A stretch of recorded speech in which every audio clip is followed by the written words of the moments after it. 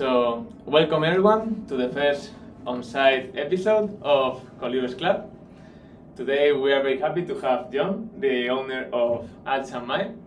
We have been living in Alt Chiang Mai for some weeks and we have enjoyed a lot our experience here. John has a background in hospitality for several years before opening Alt Chiang Mai. And yeah, we're very happy to have you here, John. Thank you. Should I introduce myself first? Yeah, if you want. So, hello everyone. Hello, Malin or Coliving Club Podcast viewers. So, as Ramon introduced, I'm originally from Hong Kong. I moved to Chiang Mai about 6 years ago, and this is currently my new home. About 3 years ago, we opened this co-living and co-working space called Alt Chiang Mai. So we've been in operation for about 3 years from now on. For now, we have 27 bedrooms and a co-working space that fits about 30 people. So we call ourselves a destination co-living, and so far we've been doing pretty well. I'm assuming most of the audience watching this are also familiar with co-living, so I wouldn't spend more time explaining it. But being in Chiang Mai, being in Asia, and before we opened this place, I didn't really get a chance to experience the other co-living spaces in different countries. So I suppose this is my interpretation of what a co-living, co-working space is. Yeah.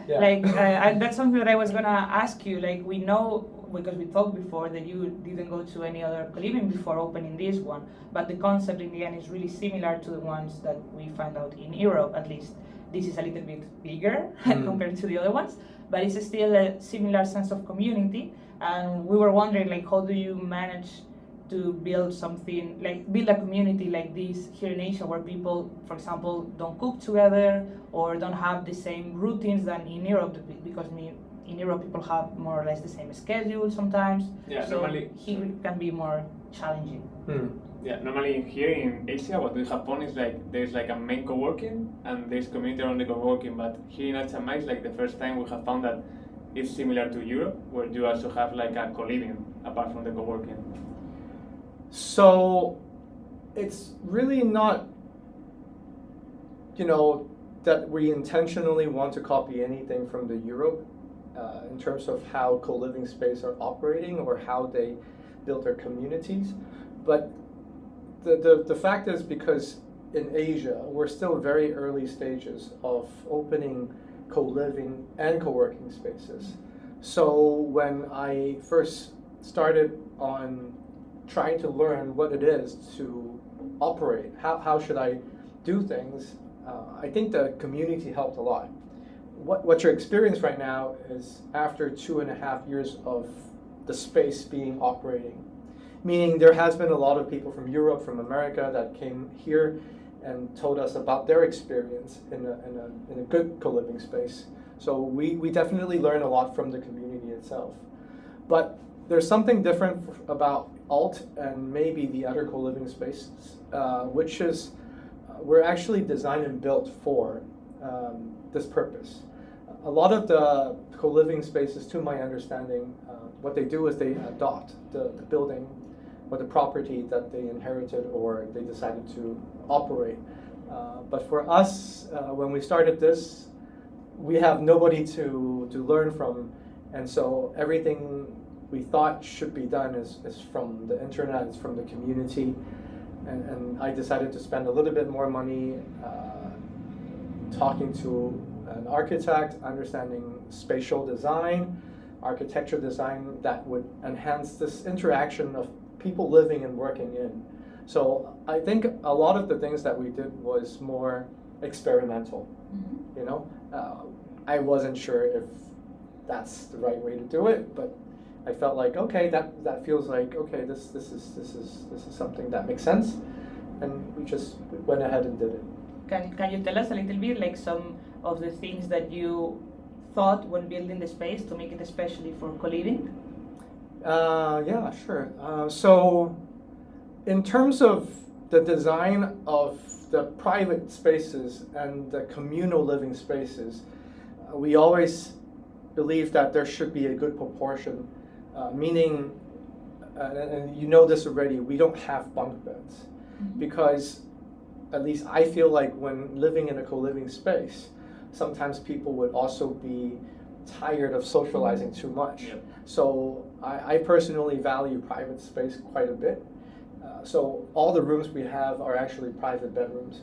Most of them have private bathrooms, but some of the cheaper rooms, they have shared bathrooms. But at least in the space that you sleep, that's something that you can use it as a private space. So for that design concept, we wanted to make sure that the private quarters are comfortable, they're simple, but they're, you can feel comfortable being by yourself inside when you need alone time.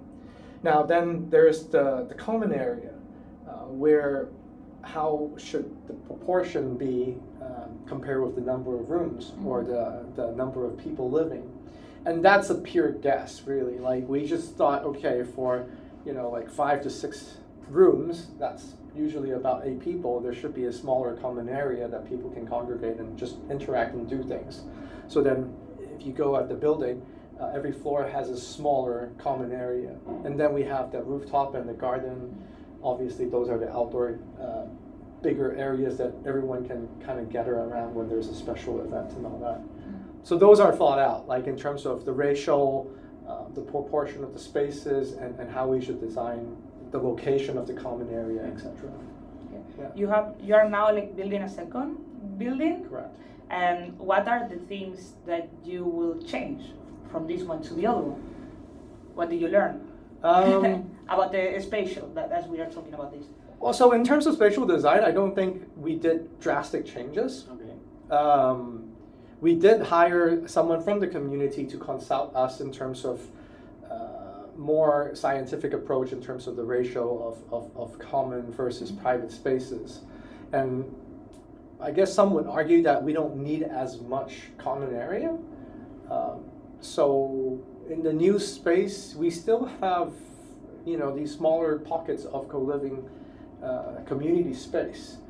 But in terms of the differences of how we did things over there and in this one, I think it's more on a cost per square meters calculation, because here we were a little bit more generous in terms of willing to put more money to make sure that things are right. And if you look at it in a business point of view, the return on investment might not be as optimal as compared to the second one. And that's intended as well, because again, we wanted this to be a prototype that would be the best version of it. And from here, then we try to see what are the things that we can optimize. For example, we're always full in the co-working space because we didn't calculate how people would move out from the space but still live in Chiang Mai and wanting to come back and work here. So that the second space, we actually have a slightly bigger footprint for the co-working space. Yeah, but those are the very minor details we adjusted. Not so much of big changes that we're doing in the second place. Okay, so the experiment went well. This one. I mean, so far it's quite well received. I mean, I always ask feedback from the users themselves. Obviously, we're not perfect. For example, the number of phone booths. We only have 2 here, and people often say, hey, we need to do calls, and it's always full. So again, for the second place, we will have 4 phone booths instead of 2. So I think that's an adjustment we made. Yeah. Speaking of users, the second one was made by the community itself, like from users. You crowdfunded the second one, right? Yes. So I think it's a very for me, it's a very exciting and a happy moment to know that not only the residents living in Alt Chiang Mai, a lot of them were willing to, come back to live, but also invest on our second project. But it was also a testament of, like the power of community. A lot of times, just being here, talking to people, I realized that the people staying here, they're so talented, And they actually have a lot of resources, you know, whether it is financial resources or just knowledge that can help us to make this a better place, better operations. So when we identified the second location and we were looking for investors, we're like, you know, how do we get the money? Because it's still a substantial amount and we don't have that cash sitting there. So a resident actually proposed to us to consider crowdfunding it. And I was like, okay, that's interesting. Not sure how it would go, but we gave it a try. And it took us about 6 months to come up with enough money to really be confident that we can complete the project. So that was very exciting. Yeah. And how many people is now crowdfunding? Like how many investors? So currently we have about 20-ish people on the cap table. About more than half of them are actually residents who used to stay here in Alt Chiang Mai. And so, yeah, that's pretty awesome. Yeah, like what we found out, there's a lot of people that want to open a coliving, but there's also some people that they just want to have different bases around the world. So they're like, I would love to invest to have like a room that I can get or some kind of agreement just to, because I feel that digital nomads mostly or remote workers don't want to be attached to a place that much, or they are a little bit afraid of doing this commitment or marriage with the place. Yep. So usually when people are like, okay, I just want a base for 4 months and then I move to another base and another base, and the problem is that it's difficult to match these two kind of person in the same place, and that's what you made with the crowdfunding, that you give the possibility for both sides. Because the people that are into the crowdfunding, they get some perks, like they can stay sometime in the co-living when it's built, or how does it work? I think most of the investors who are also digital nomads really liked the idea to be part of the project. In terms of the value proposition we offer them, sure, we do offer dividends and we have perks for them to stay here with a discount and all that. But I guess you're right in a sense. It depends on the stage of life the digital nomad is, because obviously if you're just starting, you know, you don't want to be based anywhere. Yeah. But let's say if you really like Chiang Mai and if you have some kind of partial ownership of a co-living space, then you can call it kind of like a home base, right? Away from home. And I guess that's a good feeling as well, right? As opposed to like people ask you where are you from, where's your home, and it's like I don't really have one. You know? Yeah. So yeah, I think that's, you know, one of the reasons why a lot of the digital nomads supported the crowdfunding campaign. Yeah. Like for us, what we find out that it can be complicated is to be attached to something, because usually what we do working is everything digital, so it's really difficult to have something tangible of like I made this thing, you know. So what we found out is people learning to paint, to do pottery, or like for us we went to this summer to Alpines in Switzerland and we helped them renovate, and I was telling him like I feel that I'm part of something and there's something that is mine in that place, and maybe with the crowdfunding and participating in this kind of community you can get a similar feeling. There's definitely something interesting about tangible ownership, right? Like, you know, being able to move around and being able to work in a digital space, that's a very special skill, right? And I'm sure there's like satisfaction in that. But we also talk to people who come in and they're like, wow, I want to have my own co-living space.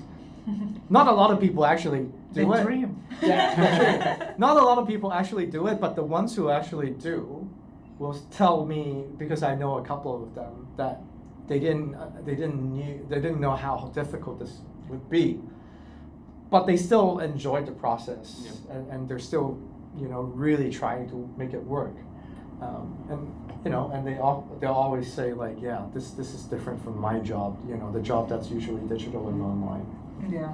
I mean, in the end, this like opening a co-living is not something that you do just only for the revenue. It's just like something that you need to put a lot of energy on it. So if you want to get money, there's easier businesses that you can get. Definitely.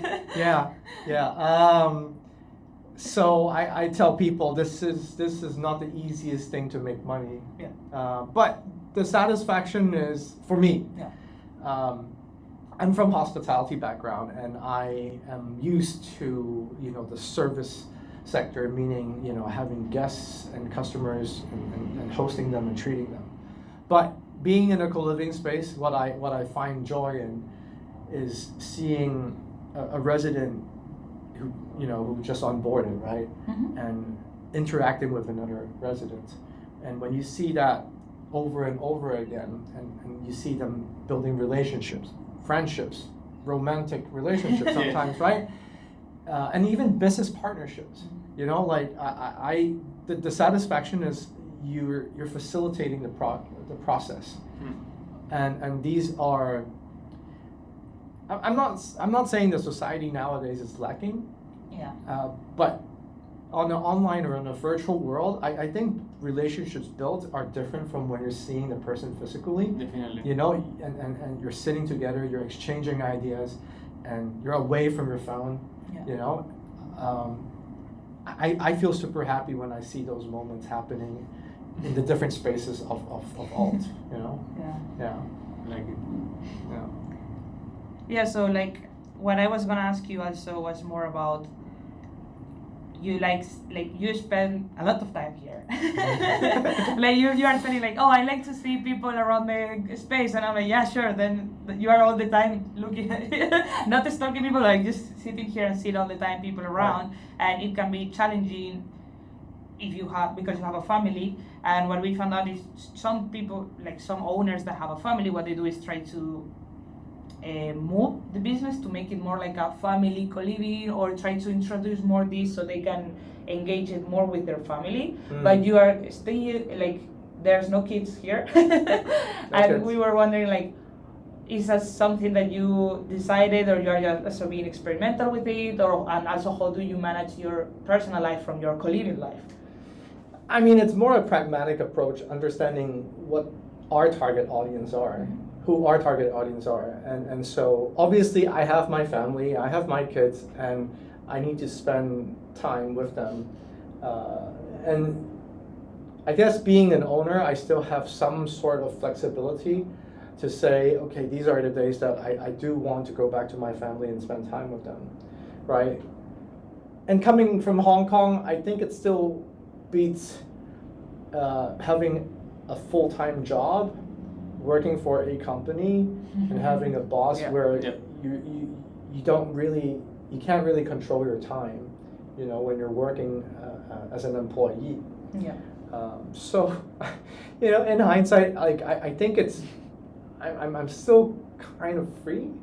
I mean, and it's all voluntary, right? It's like I choose to be here on my terms, Okay. right? I understand how much time I should spend here to make sure the business is going well, and I understand I know the residents, and I can have some sort of relationship with them. Yes. And it's about striking the balance. I think the good thing about being in Chiang Mai is also the pace of life here it's kind of less tense, and everyone who's living here or working here are also quite relaxed. Nobody is like uptight and need things right away. Yeah. So I don't feel stress in that sense. So yeah, but always obviously I have to find a balance for that. Yeah, because also you don't live in the building; you live in your own Right. house. No, I won't be able to live here. Like that's impossible. Yeah. Speaking of balance, some co-livings in Europe we have found that they are having difficulties trying to find the balance of the number of rooms and the price they are charging, so they can make it profitable. Is that a reason why Alt Chiang Mai has more rooms than the normal co-living, to make it more easy to make it profitable? So I don't really know the numbers, like how many rooms or what's the profit margins to make a co-living in Europe sustainable. Yep. But when I was trying to look into this business model and just trying to apply economy of scale, based on the cost of living here, right? I pretty much figured out that we need to have around 30 rooms to make it a sustainable business. right? Now, one can argue that you don't need as much or you need way more to make more profit. Yeah. So I don't really know if there's an industry standard at this point. Yeah. But yeah, I wouldn't feel as confident to tell people that this is a business, a for-profit business, if I were to only have, like 10 or 15 rooms in this region, in Thailand, because like we cannot charge as much as they charge in Europe as well, right? Or maybe they have other amenities that they can generate profit. For example, some other co-living spaces or brands, they have a food and beverage outlet, and so they generate revenue from alcohol or something like that, which we don't have. I mean, we don't have as much opportunity here because there's like so many restaurants on the street already, yes. right?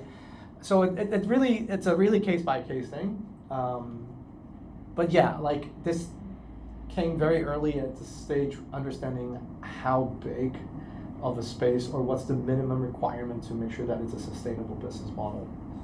Yeah. Yeah. Thank you. Yeah, and then we also found out something. We found out that you have been a Hong Kong Periscope star. Do people even know what Periscope is these days? He didn't know. I had to I tell didn't know. Something from Twitter, right? Yeah, kinda. It was a kind of a social media platform where It was a thing. live, Yeah. like Twitch, I would say, but Yeah. It's a mobile app. yeah, it was for the mobile, and it was not into video games that much like Twitch, right? It was more random, I would say. And you had like 5,000 hours there streaming, and 20K followers. How does that feel? So that was a long time ago when I was very active in the social media space, and the app of Periscope came up when I was working for a company trying to understand what live streaming is. So it was my first attempt to build an audience with a platform, And I really like the medium itself. Like live streaming is something that I feel comfortable because I don't have to bother editing the videos. I personally do not enjoy video editing, right? And so anything that you live stream, people consume it, during or after, it's up to them. But at least from a content creator point of view, I'm just streaming when I can stream or on the topic that I want to stream, and then people would watch it. But the best thing about it that I enjoyed is the interaction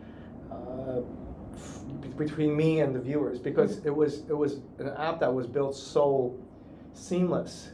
When people would comment, and I would see it in a second or two, and I can respond to it, and then we would have like a conversation, and it was very enjoyable, and people were curious when I travel and when I'm in Hong Kong, because what I usually do is I would just go out and tell people, oh, what is the city like, what are the people like. I would do interviews like this, and people are curious about Asia, because not a lot of people are able to travel, that's a fact.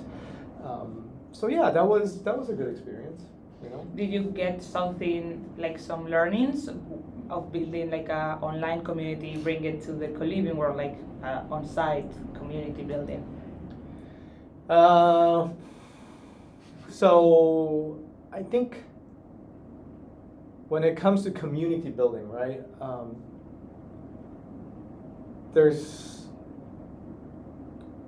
I think transparency is something that I personally, it's my personal philosophy when it comes to just building anything, right? And I think in the world of community building, the intention has to matter, and people have to understand, or it has to be like if I'm doing something with a hidden agenda, I always have this belief that someone will find out eventually, right? So in the process of building a community, I like to say, hey, this is my intention to do this. Like, if you like it, then you just follow, right? And if it's not your cup of tea, it's okay. Like there's other platforms, there's other people that you can also follow to consume their content or to be living or staying and working in, right? So I try to be that.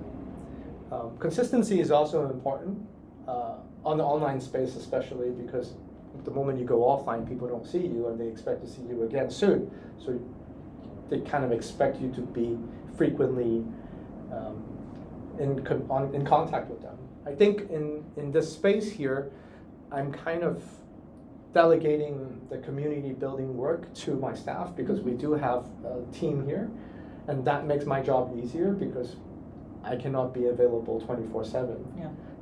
Especially when I will have 2 properties.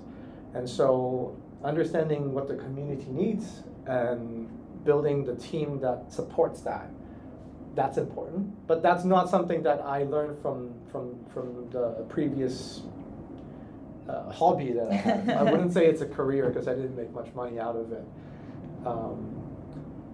And also, I always tell people that the quality of your followers of the community is more important than the quantity of it. So obviously some people would say I have how many million followers, blah blah blah. That's great, right? I'm not saying it's a bad thing to have a lot of people follow you, but I personally care more when I'm engaging with them. Am I bringing them value? Do they also enrich my experience in the process? Yeah. Right? So volume for me is not as important than the relationship I have with the community. So that's how I see it, you know, when I'm doing that and essentially doing similar things when I'm, you know, operating a co-living space here.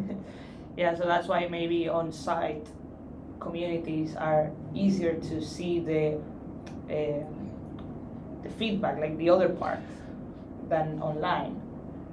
Like when you are here with someone, you learn about their business and you try to make them connect with other person, and doing this in person is way more easier than doing it online.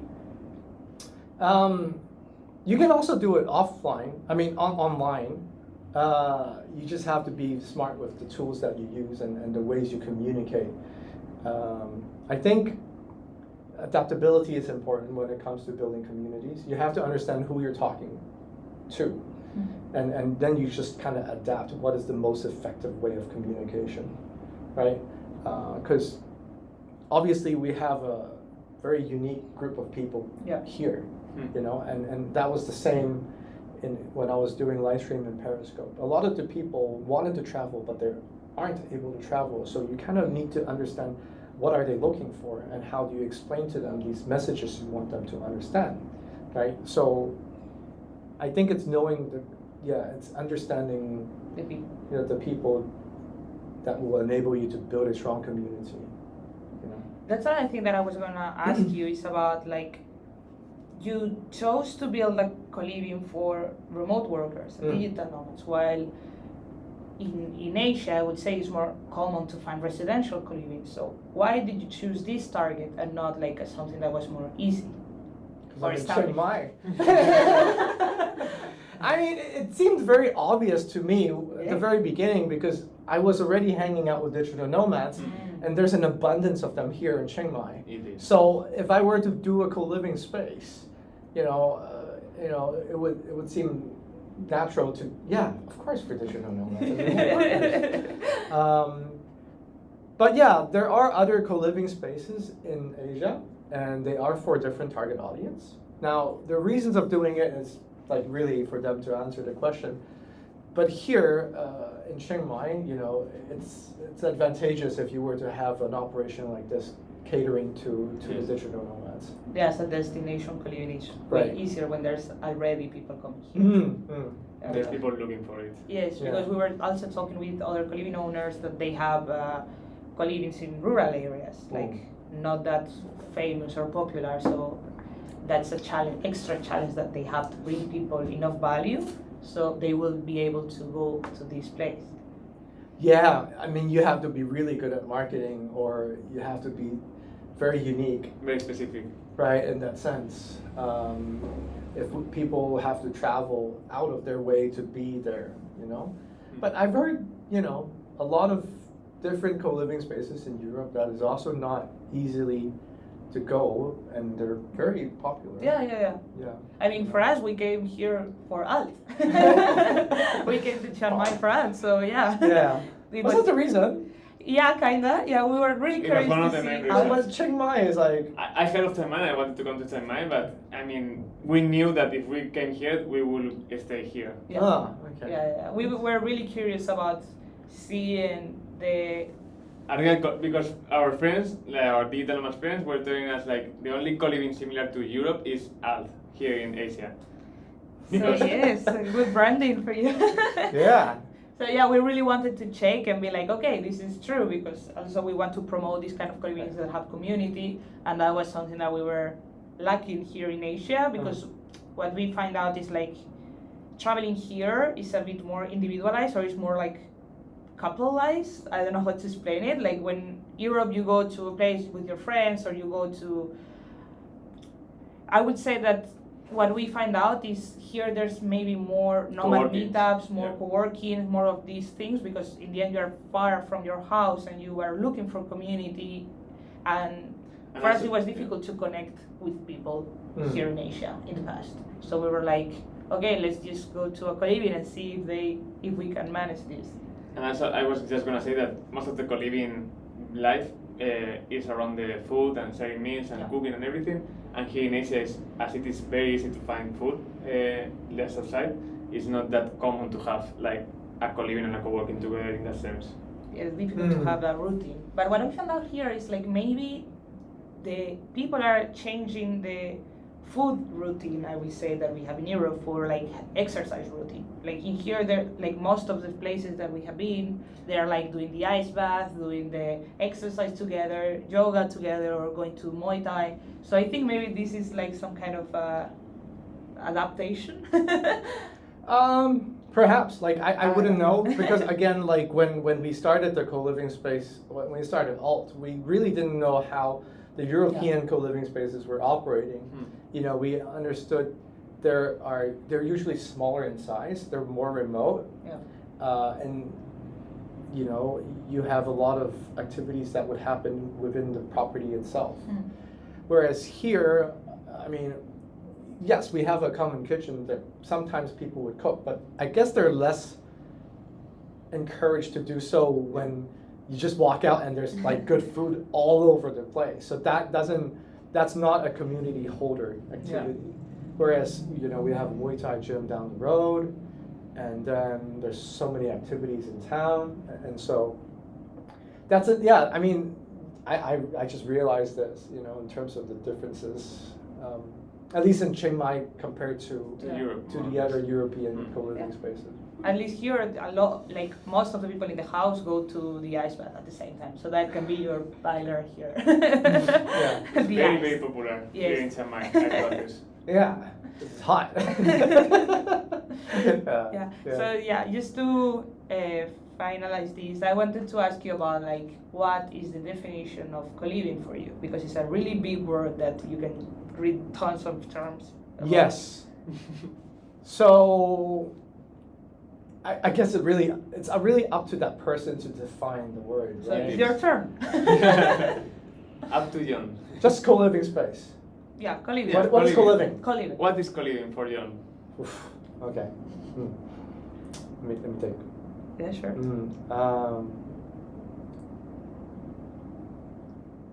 So, apart from the physical space that people live together, I think there has to be an intention where people are willing to share experience, share space, share stuff, share. You know, Everything. there's this notion that I think in modern living, because I grow up in a space that we don't know the names of our neighbors, Yeah. right? And we don't think much about it. But it's kind of weird if you were to live in close proximity and don't know the people who are just literally 10 meters Yes. away from your space. So it's not something novel, right? It's kind of like an older style of living, and so now we're just bringing back this idea that if you want to co-live, then you should be mindful of sharing. That's one thing, right? I understand a lot of people use the word community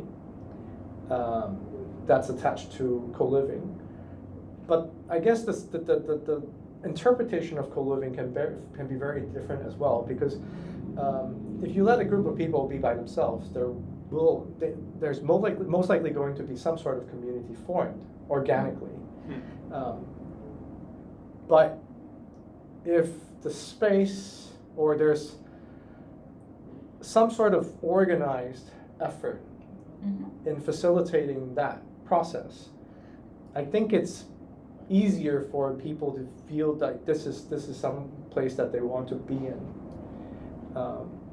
Maybe it's because of the size of the operation that I'm running, that I feel like it's better to be a little bit more organized. It's not that we don't have, community, residents initiating events, but I think it would help that process. So for me, co-living means a group of people willing to share, that's decided to live together with an intention of building a really community in that time and space. Okay. Okay. Does that make sense? You use the keywords. Yeah. Yeah, but with real intention. Real intention. Real Okay. intention. Yeah. Good. So yeah, I think this is more or less it. Thank you very much. Thank you very much. Thank you. You too. Romy. Yeah. And just share where can they find you or find Alt and. So we have a website, altcoliving.com. Obviously, there's a Facebook page, Instagram account, Alt Coliving, if I remember correctly. Yeah, but yeah, you know where to find me. Go to Matt Mellon and you can see our list. That's also another way. Yeah, you can also find it here, maybe. Yes. Yes. So yes. Good. Thank you so much for joining, and yeah, let's This is hope great. that you like it. Yeah. Thank you for listening. Bye. Bye. Yeah.